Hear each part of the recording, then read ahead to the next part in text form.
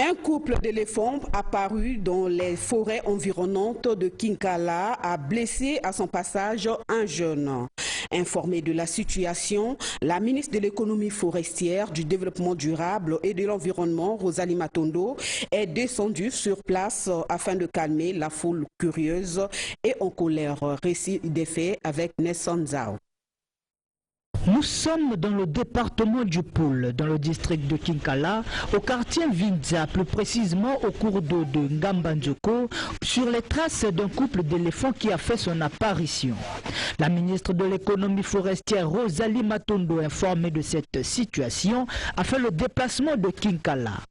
Rosalie Matondo pense que cette apparition présage la paix dans ce département. C'est un fait historique, déjà, parce que les derniers éléphants qu'on a aperçus par ici datent de 1946 à peu près. Et donc il faut dire que voir des éléphants dans cette contrée, c'est un signe que nous devons tous essayer d'expliquer scientifiquement et aussi spirituellement.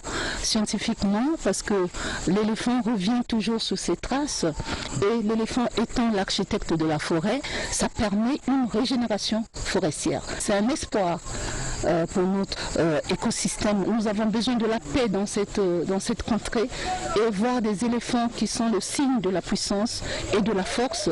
Donc l'éléphant peut être méchant, donc il faut faire attention. C'est une chance d'avoir ces éléphants ici, et donc nous lançons un appel. Le gouvernement lance un appel afin que ces éléphants ne soient pas touchés. Nous devons sauvegarder cette espèce. C'est avant-hier que nous étions informés par les populations de Madjia que deux éléphants, un couple d'éléphants venait de faire son apparition dans la zone. Et aussitôt, nous avons suivi leur trajet. Au fait, ils sont sortis du village, ils sont passés par le village Bayaka, et après ils sont arrivés à Madjia. De Madjia, ils ont pris la voie carrossable jusqu'à Yokama, et de Yokama, ils se sont retrouvés aux alentours de Kinkala, plus précisément dans la forêt de Ngabanzoko. C'est pour une première fois que je vois ce genre de choses. Depuis mon enfance, là j'atteins une quarantaine d'années, c'est pour une première fois. Je suis tellement émotionné, je n'ai jamais vu. À Brazzaville, une adolescente a été victime d'un abus sexuel par un sujet centrafricain. Cela s'est passé dans le 3e arrondissement Poto-Poto. Admise à l'hôpital de base de Makelekele, la victime a reçu la visite de la ministre de la promotion de la femme, de l'intégration de la femme au développement, Inès Nefer Ingani. Vichizabe nous en parle. C'est dans le 3e arrondissement de Brazzaville, Poto-Poto, que s'est déroulé cet acte odieux où cette petite de 12 ans s'est vue abusée sexuellement par un sujet centrafricain. Ce dernier a pris la clé des champs après avoir commis son forfait. Une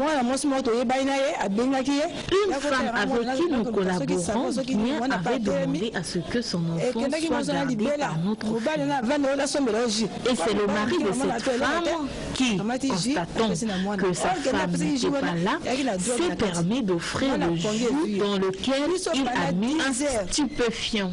C'est pendant ce moment qu'il a commis son forfait. L'enfant est parti de la maison à 12 heures.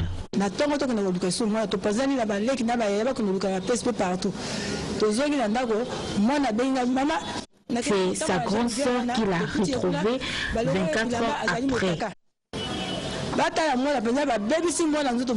L'enfant est en mauvais état.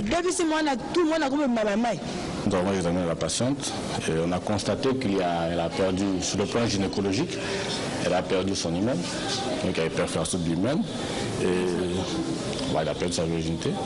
Et sur le plan digestif, effectivement, il y a bel et bien une béance anale, c'est-à-dire ce qui prouve qu'il y a eu pénétration anale aussi. Donc on fait l'antibiothérapie, on essaie de prévenir le VIH et on fait un test de grossesse aussi qui est revenu négatif.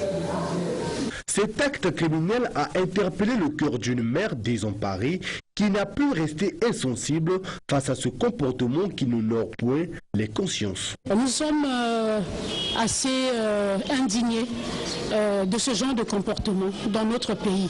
Et dans cette nouvelle République, ce genre de comportement ne doit plus exister. Face à ce genre de personnes, le gouvernement aura des réactions de berger. Et le procureur de la République, sous les ordres du ministre de la Justice, va s'en charger personnellement. Actuellement, la recherche de ce fugitif a été lancée par les autorités compétentes.